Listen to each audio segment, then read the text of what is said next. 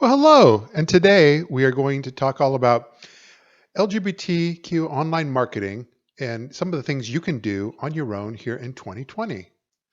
So if you like this video and you want to tag us on any of these points, here are all of our social media, both for myself personally, Matt Skallerud, and for Pink Media. So here's how this is how we get started. We're really going to try to get all on the same page in terms of where are we at today? So this is kind of an old slide, but what we're talking about here is that remember once upon a time when you had Netscape open and you didn't know exactly where you wanted to go, and you had 1,000 bookmarks saved on your web browser, and that was the way we navigated things in the 90s. Then during the 2000s, along comes Google and says, "Don't worry about it. Just tell us what you're looking for, and we will give you the best results at this moment in time." But where we've kind of merged or migrated to is in that world of discovery. And discovery is that place with social media and so forth where people don't exactly always know what they're looking for. But what they do know is that they're having a cup of coffee in the morning, they're in between jobs at work, and they're kind of perusing their social feed and they're seeing what their friends are up to. And that's how the vast majority of articles, stories, news, that's how a lot of it gets seen, discovered, and made available to you. And the whole deal is how can you as a business be able to make yourself relevant in that space? So before we kind of get into all of it, let's kind of give an overview of where you can advertise today. So we thought banner ads were going to be gone by now, but they're still here. And because a lot of it has to do with targeting. So no longer are banner ads just sort of run on websites in general. For better or for worse, a lot of the technology out there knows who we are. And we'll talk a little bit about that, but they know who we are. And in 2020, ad agencies or even smaller companies on your own can utilize what's called programmatic ad serving technology in order to be able to target your specific audience on almost any website, LGBT or otherwise. So these are just showing a few examples for the travel industry, but that you're able to really drill down and not just reaching LGBT travelers, but you can really be very specific in terms of, I want to reach those that like cruises or like adventure travel and so forth. But it runs across a very wide gamut. It's thousands and thousands of data points, including luxury travelers and higher end net worth individuals for insurance and all sorts of different targeting. But in addition, mobile. So mobile also taps into that same data, but with mobile, this is showing that we can even drill down more narrowly into specific neighborhoods. And so a lot of the apps, whether it is Grindr and Scruff or Hornet and a wide variety of others, even mobile optimized websites like The Advocate and Pride.com, you can target your specific audience even more specifically there. And in addition, the 320 by 480 banner ad unit, which takes up the whole phone screen, is really one of the best performers in this day and age. So Facebook. So Facebook allows you the same targeting we just talked about on for banner ads. And so, but it instead of using the same data sets that banners and mobile will use, uh, Facebook is using their own knowledge of who we are, and it's kind of more behavior targeting. So in this instance, you're actually able to reach LGBT travelers who have shown a specific interest, in this case, Spain. And so you're not just throwing money out there to target LGBT travelers in general, but now you can specifically target LGBT travelers who have shown an interest in your destination, in any of your product categories, and who live in very specific areas all around the world. And so what's really nice is that when you're targeting on Facebook, you're also able to port that same targeting and the ads over into Instagram. So even though most people are comfortable just posting on Instagram for free, you're actually able to do very good targeting from Facebook over to Instagram, and your ad units and all the work you've done for targeting just migrate over. So this is just showing some of the examples of exactly how you do that. But the beauty of it is that now you have a call to action on your Instagram. So now not only is your Instagram post just out there where typically they have no link to it when it's organic or free, but now you're actually able to have something like a book now or learn more to give people a click through call to action to your website. Let's not forget about search. So search is, of course, always very important. It has been from the very beginning of the early 2000s, and it's kind of worked its way up to where we're at today. And it hasn't gone away. It's part of the overall mix. And so we show these two numbers because this gives more credibility to why it's so important to focus on search and social, because people used to come to a website and used to spend sometimes half an hour just kind of perusing your website. Maybe you had message boards and different ways of what was called sticky content in order to keep them on your site. But in today's day and age, they see an article, they see something from whether it's Google or through their social feeds, they click on it, they check it out, and then they leave. And so you're catching people for, in this instance, the 1.44 page views per session means that the vast majority of folks go to your website, leave, and only a few even stick around for that second page. Before, once upon a time, you used to be able to get 10, 20, or 30 page views per session. And an average session duration is about 30 seconds. So they're there, they read what they want, and then they leave. So that means that they're not doing what many of us think, which is going to the front page, checking out all the rest of our site. They're being caught at that higher level, not just from your front page of your site, but the higher level of what a specific article that they found through Google or that they clicked on through social. So the power has shifted over to search and social as far as the decision, really emphasizing where the decisions are made for people to be able to reach your site. And of course, but you can be able to really target very specific good key AdWords for your site. It's not a lot of money, but it has become more competitive over the years because everybody in every business is on Google in some way, shape, or form. What's also important about Google with search is that they have integrated more and more social media. So this is showing an example not only of their integration with Twitter, but Twitter with hashtags. So as we're kind of going through this presentation, the more you use hashtags in your tweets, the more opportunities you have to be able to show up here in search. Now, search on Google is only picking up the most trending posts and topics at that moment in time, but it's definitely a start of an integration, and it could just continue to grow from there. So, social media landscape. This is kind of more of the traditional model.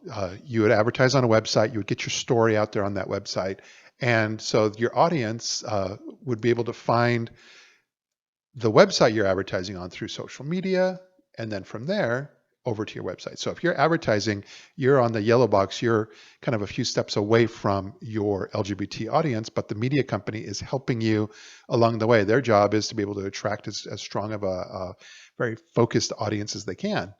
But in today's day and age, it's really migrated much more towards this, which is that from your audience goes to social and directly to, if you're promoting yourself through these channels, through your website. But what we say is that social is now doing the heavy lifting of a lot of the work that needs to be done in order to be able to drive traffic to your site. And driving traffic to your site, build followers on your social profiles. This is the kind of the language that influencers are working with. And so this really kind of shows you that what you're really going to be doing in today and moving forward is making sure that the media company you're working with, are they going to do this work for you as well? Are they going to promote you properly from social and make it so that they don't have to go to their website in order to find you? And so this is showing that in that train of thought, see, here's social ad units that can be working for you as a company that don't even have a call to action. In this case, it's a video. And the video is for a drag brunch. And if somebody likes the video, they're able to click through the various different profiles that are linked there in order to be able to follow, learn more, and of course, ultimately click to a website. But what's important is, again, the social media is doing the heavy lifting in this case. But in another one, this one does have a call to action. And of course, that's always the best way to do it. Call to action meaning, is there a link? Is there a link not only to your website, but to the web page that is very specifically being promoted from this tweet? So in this case, the answer is yes. It's a LGBT tour to Italy. The imagery is fantastic. There's 4 images on the tweet, and it's described with hashtags and the profiles in order for somebody to be able to follow up and be able to follow the tour company, but more importantly is that call to action directly to their landing page. So this is typical when you're posting in this way. You're typically getting anywhere between 1,000 to 5,000 impressions for every single one of your posts. But it's not going to happen unless you're doing a few things we're going to talk about. It's very simple, but you have to be engaged. You have to You have to realize that social media is very human. So it's not something where you are just posting and hoping for the best and leave and throwing it out there and just sit back and let's see what happens. It's that you are actually active and showing interest in others as well, just in general, not specific to these posts. So when you're doing that, you pay attention to others, they pay attention to you, they like your post back. And this is very typical. Again, about between 1,000 and 5,000 impressions, and what you're shooting for is about a 10% engagement rate for all of your posts. And that means 10% of those people will like, comment, share in some way, shape, or form. So what are we doing today? We're communicating via the power of storytelling. And any of you can pick up whether it's the mouse, the phone, whatever it's going to be, and get your story out there. But the power has shifted from the content in what we just would simply call, or your story in content form, where it's just the power shifted from just the written word into the conversational form, and where it's being distributed out there and primarily through social media. So we have a few of these geeky types of slides, not too many, but what this is going to try to show you is what, number one, why does Facebook work so well for us? It's because it's a two-way street. It's by default a two-way street. It's our friends, it's our family, it's professional colleagues, but it's 5,000 max. So that means that, for some of you, you may say, oh, 5,000 is more than I'm ever going to be connected to. But for most of us, that 5,000, that's a distinct limitation because we're using it for work as well as just for fun. And so the two-way street means you cannot be connected or following someone on Facebook unless they're paying attention and have accepted and following you back. So it's by default a nice engagement that way, which is different than the business page on Facebook, which is just when businesses put themselves out there, it's a one-way street. It's the business just broadcasting to the world and to their audience. And even if they have like 100,000 followers, unless you're paying Facebook, your post is probably not going to get seen all that much. There are a few exceptions for those that have really learned how to work Facebook business pages properly and be able to have an engaged audience in that environment. But for most of us, it's not that case. And so for most of us, if we want to really have our Facebook posts perform from our business page, we're going to do that targeted advertising we saw earlier. So these are a couple examples of just individuals in the LGBT travel world who use their personal profiles in order to be able to maximize their engagement and performance through their Facebook posts. So for these folks, it works fantastic. But for the vast majority of us, we don't always want to necessarily merge all of our personas, professional and private and personal, into the same profile. So then this is Twitter. And this is how you make Twitter work, is that what we were talking about before. A lot of folks will just focus Twitter on just broadcasting that one-way message. And if you're looking at it only one way, it's going to perform like that Facebook business page, not that well. But if you realize that it's a human on the other end, and you follow and you stay engaged with others that are in your industry, in your region, whatever it is, but you're really staying engaged with people that you really want to be able to be engaged with you. And again, engagement is commenting, liking, sharing. It's that whole human element to social media. And so when you do that, the beauty of Twitter is that it's kind of unlimited. So you don't have that cap of 5,000. So on Twitter, you can have, 100,000, in this case, I'm showing 25,000 following you, you're following them. Most of us are not going to get that large, especially at the very beginning, but the potential is that you could. And this is the reason you're seeing Twitter really take off when it comes to companies really getting their message out there, because of that unlimited potential that it has. And so again, businesses large and small, telling their story directly to their audience. And the whole idea is that your company and your message need to be relevant where this power is shifted, from content form into where the conversations are happening. And so, as I said before, influencers are speaking that language. And so what is an influencer? Sometimes it's important not to look at influencers as a profession, because we've been doing that for years. They're all on Instagram. We think of them as like 25 and under. It's not that way.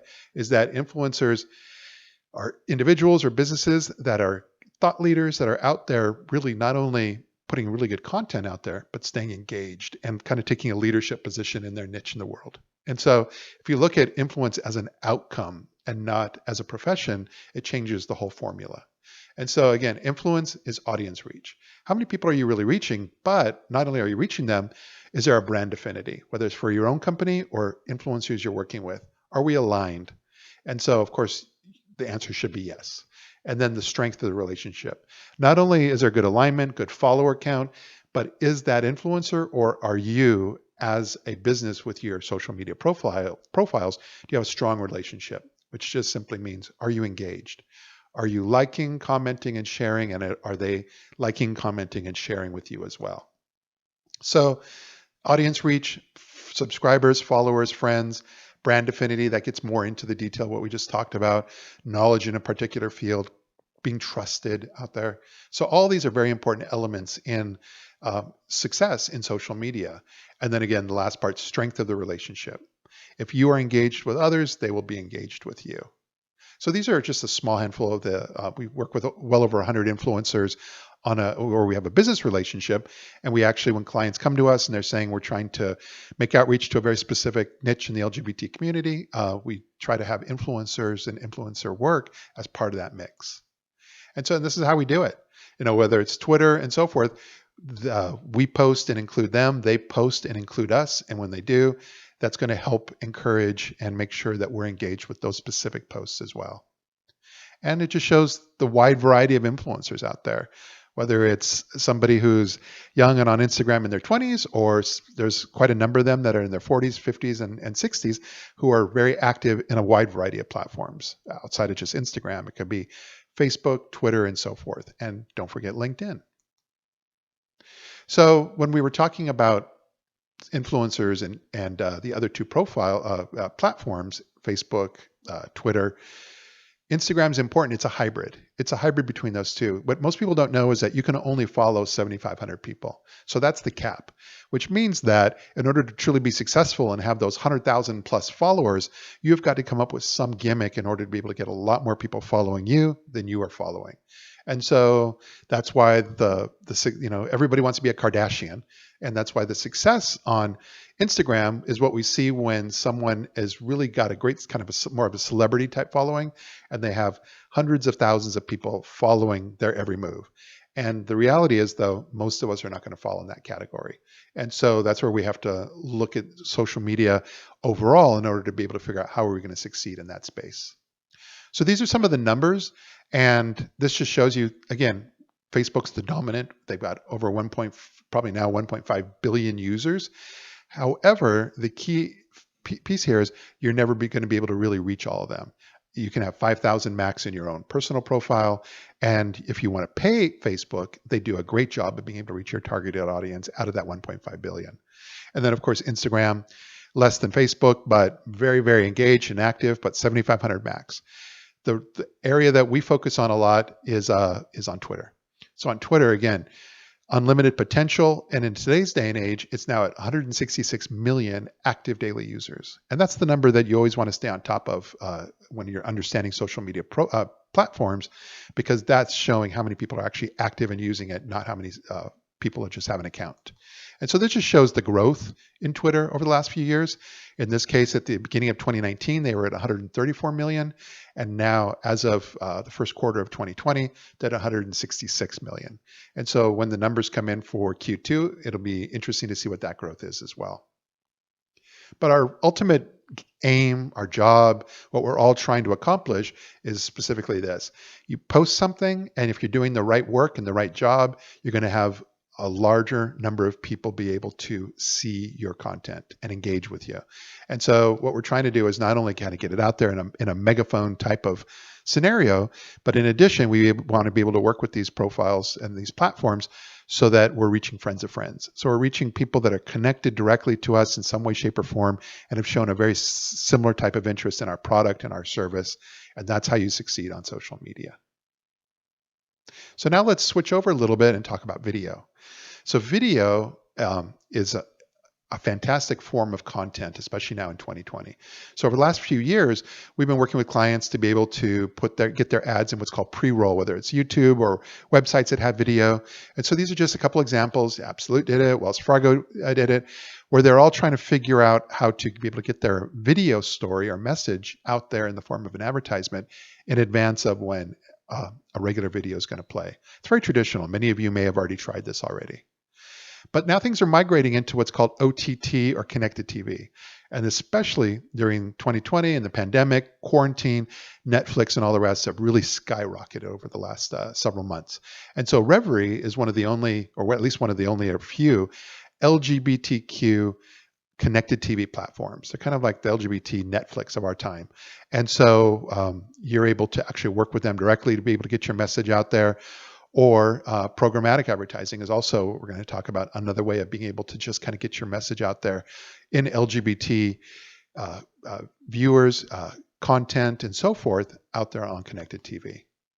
So there's 80% of US homes that have a television now have a connected TV. And many of those homes have more than one connected TV. The total is estimated at 400 million connected TVs in the US as of 2020. And so all the different streaming companies are all kind of falling over themselves to be able to, like, this is in this example, Hulu. NBC is doing it because of their new platform with Peacock.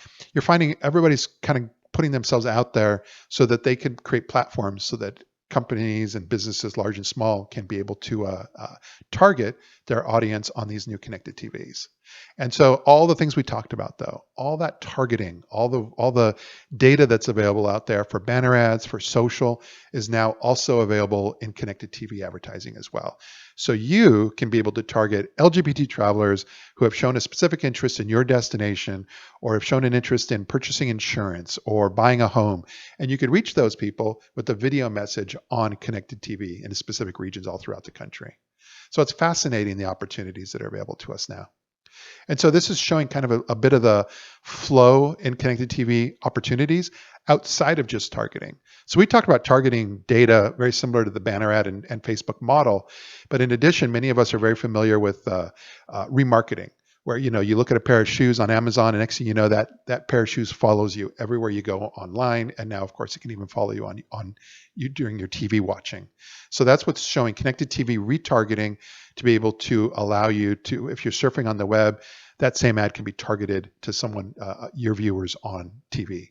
And in addition, audience extension, which is the reverse.